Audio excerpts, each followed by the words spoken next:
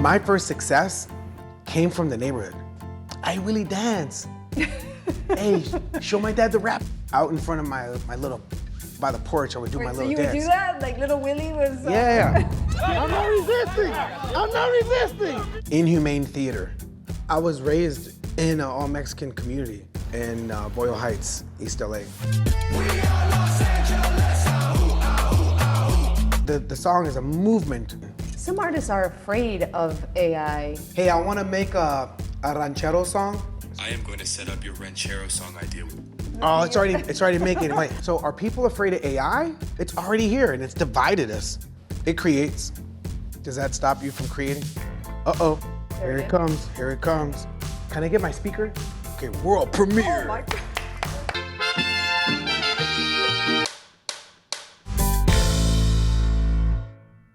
Well, I am. Thank you so much for doing this. Oh, thanks for having me. It's an honor to be here. I was raised up with some Aztec warriors, homies from the barrio. Those are my supporters. I was thinking about your song, East LA. Yeah. And I was looking at the lyrics and the imagery, and you show such respect for the community. In the lyrics, you say, I love Mexicanas from the border.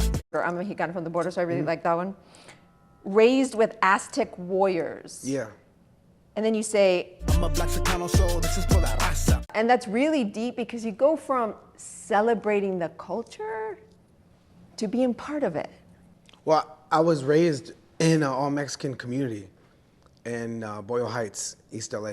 So I have respect and love and admiration for my neighborhood and then the descendants of the folks from my neighborhood. I love my community and I love where they come from, Mexico.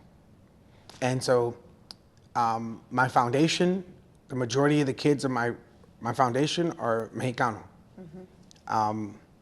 Because my neighborhood took care of me.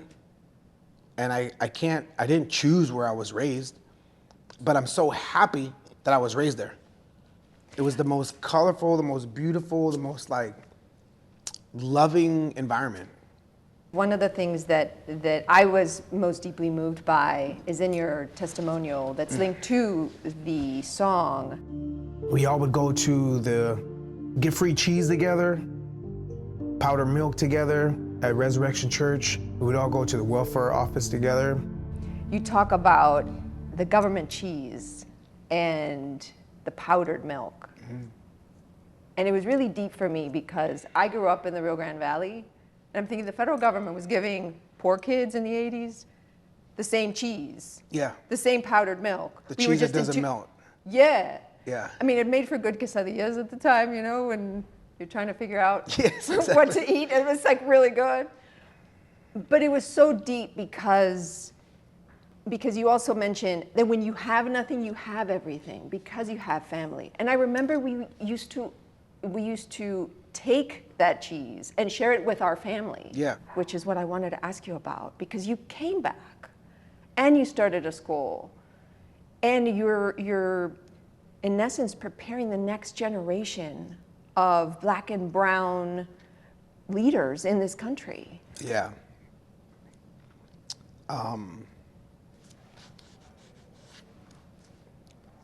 Yeah, it's love. It's the only word I could that's powerful enough to describe like this bond between me, my family, and our neighborhood. My uncle still to this day is the basketball coach at the neighborhood. My aunt down the street is still the homeless shelter representative for the neighborhood. My robotics program is still in the neighborhood where I used to play. My after-school program is across the street from the police station where my aunt is dispatch. And, you know, my grandmother, rest in peace, that's what that light was for. She worked at City of Hope. You know, it was this beautiful relationship between our family, other Black families there, the Roses, the Hamers, the Fosters, There's a few black families there, but the majority of the families were Mexicano. And so when we started the interview, when I said, you know, Mexico's the future, that wasn't just like, that's what I truly believe. Going there is like, it's a different relationship with, you know, the land. It's a different relationship with each other. Neighbors are still neighbors. And, you know, technology, I love technology, but the idea of neighbor is not what it used to be in the 80s or the 70s, 60s, or the generations before. This concept of neighbor, like, tum, tum, tum. Hey, my mom wants to know if she could borrow some tortillas. Ay, Willie, Ay, we only Willie. have 4 tortillas left. Ay, come on. Wait, they call you Willie? Yeah, it's Willie, yeah. Ay, Willie, mira, ven aquí, Willie. Oh, mijo. Like, every time I go back to my neighborhood, that's what it's like. I love your Spanish. There's still families that are there that are like, ay, how's your mom, Willie? Oh, my mom's cool, she's good, she says hello. Ay, mijo, tell your mom. Like,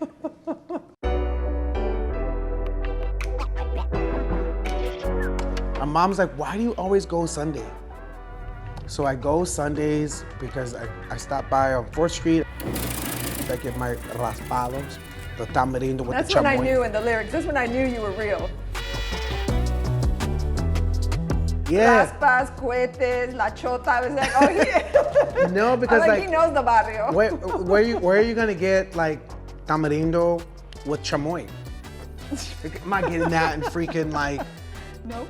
And Los Feliz is even a Spanish name, but they're not selling that there. So I go there and I get my mazapans. I get my freaking my pan dulce. You know the one, the red one with the sugar on it. And it was my whole life. Obviously, When you say Blaxicano and you said they call you mijo, you're definitely a Mexicano. They're starting to call you mijo. oh yeah. You know what I mean? And I have nieces who are and nephews who are black and Mexican too, and we call them homemade Dominicans because they look Dominican, but they're just black and Mexican. No disrespect, but Yeah. if you see Medea, if you see Miranda, Morgan, if you see Daniel, you know, they're beautiful nieces and nephews. One of my nieces had a quinceañera, and You went to a quinceañera. no, my family, black family, has black and Mexican kids, and we do quinceañeras. You know what I mean? Like, So great. I don't think anybody would think, oh, Will.i.am goes to quinceañeras. not goes to quinceañeras, we, It's like we your have family quinceañeras. that's just the neighborhood that we were, you know, and it's Raised in. beautiful. Yeah. Like, Trisha, why are you stressing out? Willie, I gotta prepare for my daughter's quinceañera. Who's gonna be the chambalan? Like, And Chamberlain. You know about Chamberlain. I'm like shocked right now. no, that's my neighborhood I grew up in, and it's beautiful. Once the ICE raids started in East LA, in other parts of the country, what was that like for you to watch this happening in your community? I thought about if that happened in my neighborhood, I would have known those people. And so it made me have a deeper connection to those people that were being handled that way. Because there should be a better way to handle that. With all the information in the world, they should know who to go get. Like the way they're going about it means that, wait, they don't have the technology? We're going to the moon, but we can't figure out things on Earth? If you only knew the technology they actually have to know who's who. So why do you think that is? Inhumane theater. It's theater, it's distraction, it's dehumanizing groups of people. Because the people that they're nabbing are not the ones they should be protecting us from. The worst of the worst criminals? You would think they would, with all the information the technology they have and the information they know. So it's inhumane. It's unjust, and so it just breaks my heart. But then at the same time, it pushes me to be even more focused on the work that we do in the community to prepare folks that come from the neck of the woods that I'm passionate about, that I love, and bring them up to speed technologically, because the knowledge that's being bestowed onto them is going to give them the skill sets to fill the careers that are needed for tomorrow. Careers, not jobs. They have the ability to create industries of tomorrow. Robotics engineering is a career that's not going anywhere. You're always going to need electricians. You're always going to need handymen. And when you see those folks at Home Depot, the thing you don't think is talent. That's talent. Those people are talented. And so creative. Talent. At the highest order, they can make stuff. They're makers, they're builders. And how dare we look at a maker and a builder like chunti? No, they're not chunti food. They got skills. They can build houses. They can build freaking like cabinets. They're carpenters. They're makers, bro. And so And you their gotta. work ethic is incredible. They work and they build and they make. You just have an opinion. Can you make what they make? And from that point, you should want to. We don't want makers in the country. Wait, we don't want builders in the country? Then what the hell we want in this country then? Yeah. If they're not makers, if they're not builders, if they're not contractors, if they're not, creative at the highest order of create manifestation. So wait, we just want a bunch of influencers? Influencers are cool, don't get me wrong. They're okay. But we can't just have nothing but influencers. That's called influenza. Too much influenza is like influence. There's the word flu in there. You know what I'm saying? A disease. You can't have too much flu unless you're fluid. Fluid in what? Some type of skill set to make. You see how I did that there? Brought it back. You did. Brought it back. You did. Sorry. Now I want to ask you something because your song celebrates the culture, but artists throughout history, as you know, have also used their lyrics, their music as a way to protest. And you shot part of your video at a nice protest in LA. And I remember the sign that's in the video, and it says, "Ice melts in Los Angeles." And I'm wondering if the song is part celebrating the culture and the people, but also a protest against ice. The song is about celebrating our community. And in celebrating the community, there's folks that have fought for better community configuration, better community investment, better community relations amongst ourselves, better community appreciation from folks looking at the community from the outside in. Like how are we our own representation and the builders of our community? And in that, if we see injustice happening in our communities, we're going to stand up to that. We're going to bond, tattle together. We're going to push it forward. Protest, yes, that's a word to describe. You would describe your it's a song as a movement. protest? The song is a movement. A protest is an activity that's important, but to keep that energy of what protests going, that's called a movement. That's momentum. So when you talk about this movement, it got me to thinking about what you said earlier regarding preparing the next generation of Black and brown people to create the careers of the future. Is that even a bigger movement? That's the purpose, that's the reason. You know, one thing to celebrate for celebrative, to be celebrative, that's great.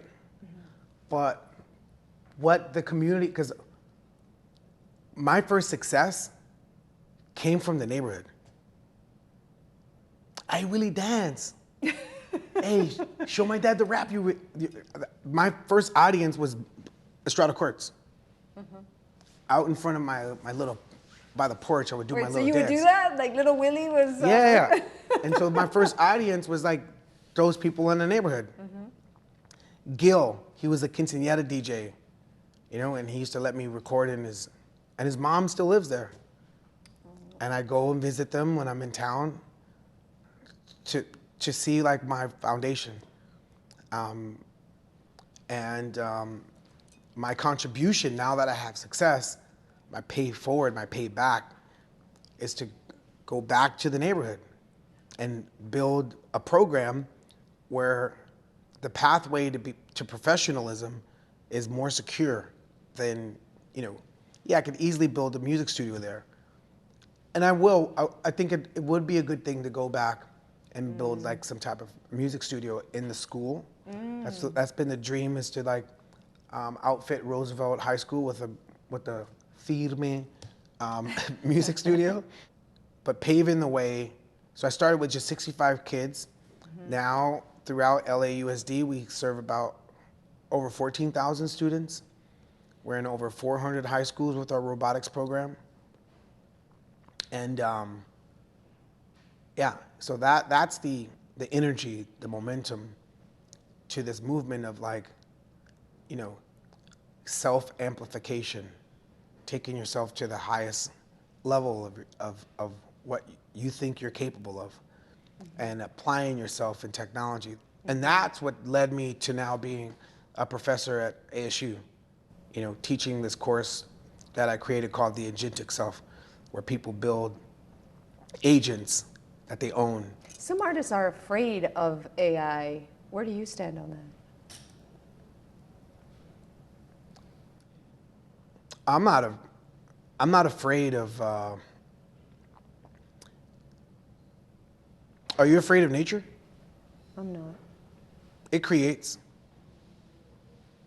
Does that stop you from creating? No. No, right? So humans have lived on this earth. This is the only thing we know, is living on this earth.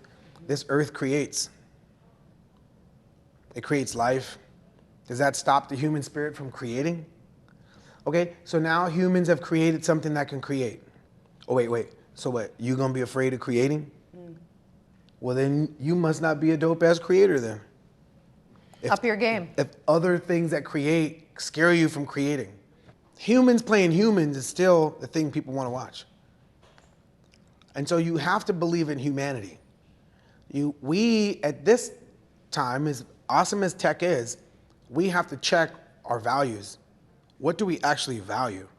What are our intentions? We have to be intentional with our actions. Just to create, wait, what were you creating for actually? You were creating to be popular on TikTok? Well, that's AI. You wanted to be successful on AI, and that's why you're afraid of AI, because AI will understand AI more than you're guessing how to make a living on an AI platform. Well, what about the street? What about the AVE, the avenue, the boulevard? Do you want to create so that you have like human connection? Or is it just on a digital platform? So I think it's going to push humans to be communal, like in real life. To actually share in their humanity. Yeah, technology is great. Don't get me wrong. AI is going to be freaking amazing. And the intention is for what though? The intention should be to bring humans closer together in this AI agentic space, so we value the human connection more.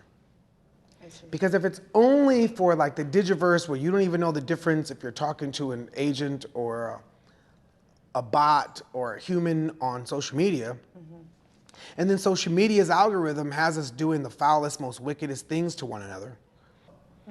But the moment you like do something inhumane, or you kick the paleta man's truck, or you report them to ICE and ICE comes and drags them, that gets circulated because the algorithm is amplifying hate.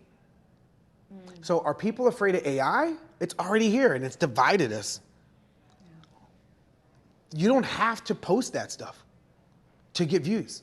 If the recording and reporting only serves the algorithm's like hatred division to dehumanize certain types of people, then we're feeding a monster. So for that, to those folks that are critical about AI, so am I. Because that is some version of bias. But Yeah, AI didn't create we need that. to change the algorithm. The humans that created the algorithm. The humans created the algorithm. That wasn't AI like, ooh, hey, let's f with these right? We the AI like, you know. That's not what's happening. AI is not in the corner of the internet like, all right, How are we let's gonna? f with these fools. That's not what's happening. Humans are like, yes, let's f with these fools. So humans need to do the right thing. Have you thought about what your name means in Spanish? Huh? Have you thought about what your name means in Spanish? It's the most powerful name. Guillermo? No. Will I am? Yeah, which is Guillermo, William. But if you do will.I.am, Yeah. it's ganas yo soy. Yeah. The word ganas is like the biggest word that you can tell a Mexican. Ganas? Excuse me. Yes, because it's like. Yo soy ganas. Yes, like Yeah. it's like the biggest name, like the most important name, like most powerful name. Every Mexican tells their kids, "Échale ganas, mijo." Yeah. I was thinking about it. I was like, oh my God, I wonder if anybody's ever told them, like, you've got No, that's my first time, but ganas yo soy. I mean, it sounds like a Mexican ranchera song. yeah. Well, I think I should do like a. Hold on, wait 1 second. Let me say something. Ganas yo soy. Ganas yo soy. Hold on, I'm gonna go to my agent right quick, Okay. and I'm gonna tell my agent. Check this out. This will be the last one. Hey, I want to make a ranchero song. It's gonna be called Ganas Yo Soy. And it's about being born in Boyle Heights, East LA. A black kid, kind of like a raised by the wolves type of storytelling, or a black kid raised in an all-Mexican neighborhood, and who's determined to make his dreams come true. And the song's called Ganas Yo Soy. But I want it to be in English and Spanish. But the chorus is in Spanish. Ganas Yo Soy. Mexican ranchero. But I want to have an accordion in it too. Yeah, so make that one. Oh, it's already making it. Wait. Oh my God, I can't wait to see this. So, This is real time. yeah. I am going to set up your ranchero song idea with that bilingual East LA storytelling energy right now. Like, we got it lined up. Choose one, create song now, or write lyrics first. So cool. Let it do this, and then the song will be like, it's gonna make it, and this will be the theme song for the end of the interview. Oh, perfect. This is great. It does it that fast. Yeah, we're in a different world.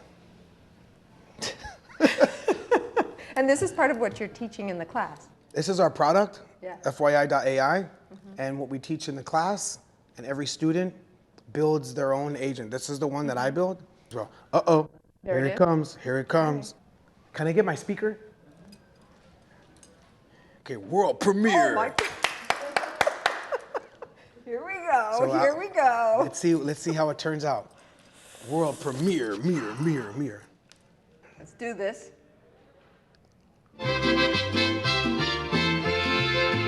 Look at my skin, then look at my home. Boyle Heights, blood down to the bone. Entre los callejones and the mariachi ghost.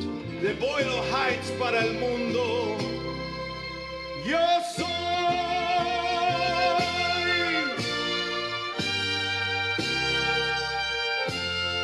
But it didn't go bam, bam. It didn't have the classic ending. And there's some lyrics there that I was like, I don't know about that lyric. And Ganas no yo soy. disrespect, it sounds too gringo.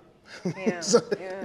it doesn't sound like, you know what I mean? Like the Mexican. It It has was mixing it all with the it has a Mexican little part. like, it has some huerito too much in there, but we have to fix that one. Thank you All right, cool, thank you. so much.